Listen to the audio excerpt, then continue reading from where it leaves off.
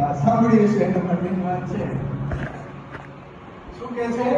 ચાર જે અધર્મના રસ્તાઓ હતા તતો ઉત્તમ મદન કામમ રજમ, આ ચાર રસ્તાઓ તો તારી પાસે છે જ. વૈરમ ચ પંચમ, અને સોનાથી જ વેર થાય. આમાં વેર રહેલું રહેલું રહેલું.